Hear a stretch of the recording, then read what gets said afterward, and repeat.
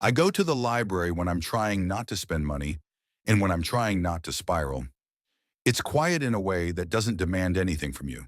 Soft carpet, the low hum of the vents, people sitting alone at tables, pretending they're just reading and not using books as emotional support. Last spring, I was in a strange, in-between season of my life. Nothing dramatic had happened. No big breakup, no crisis. I was still going to work, still answering texts, still laughing at the right parts of conversations. But underneath all of that, I felt slightly out of sync with my own life. Like everyone else had been handed a script, and I was improvising with a blank page, always half a second behind. So after work one evening, I ended up in the self-help section, browsing the way people browse cold medicine. Not because I love self-help, but because sometimes you just want to hold something that quietly promises you won't feel like this forever. That's when I noticed her. She was a few feet away, early 20s maybe, hair in a messy bun, oversized sweatshirt. She held a book to her chest like a shield. She wasn't sobbing. It was the invisible kind of crying, jaw tight, eyes red, blinking fast, breathing shallow like she was swallowing everything back down. I looked away. Then I looked back, because my brain wouldn't let it go. She pulled another book from the shelf, read the back cover, and whispered to herself so quietly I almost missed it. I just need something that doesn't make it worse. That sentence hit harder than I expected. It felt painfully specific, like it came from someone who had already tried being positive and didn't have the energy for it anymore. Before I could talk myself out of it, I stepped closer. Do you want a recommendation? Like one that's not aggressive?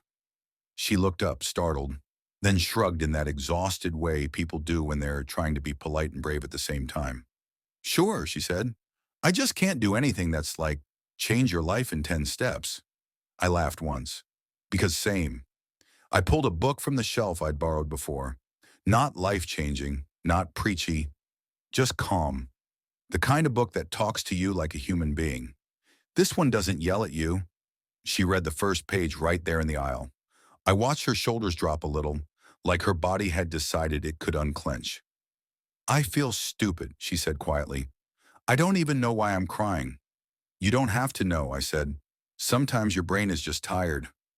She nodded fast, like she needed permission to believe that. We stood there for a moment, two strangers pretending to browse while clearly holding ourselves together with paperback glue. Thank you, she said. That should have been the end of it. But my hands moved before my brain caught up.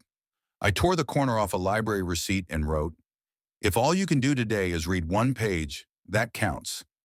I added a tiny star and handed it to her like it was nothing. She smiled in a small, surprised way.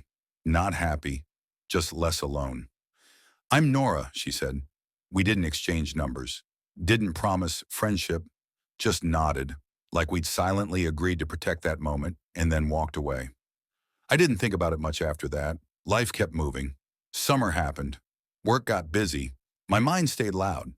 Then in October, I had one of those days that starts bad and keeps proving it isn't finished. I missed a meeting. My manager said no worries in the tone that means some worries. The train stalled between stations long enough for everyone to stare at the ceiling. By the time I got home, I couldn't even do my usual coping routines. I just stood in my kitchen, staring at the sink like it had personally offended me. So I went to the library. It was raining, cold, gray rain. Inside was warm and steady. I walked to the same aisle without thinking, and there it was, the exact book I'd given Nora. I pulled it out. A small piece of paper slipped free and fluttered to the floor. A torn receipt corner, a tiny star. My handwriting, I flipped it over. I did one page, then another. I don't know if it fixed anything, but it made it less sharp. Thank you for not making it worse. P.S. I'm okay now. I hope you are too. Nora. I stood there breathing slowly, because that's the thing about kindness. You never know where it lands. Sometimes it comes back to you months later, on the exact day you're barely holding it together. I put the note back inside the book, went home, made tea, read exactly one page, and honestly, that counts.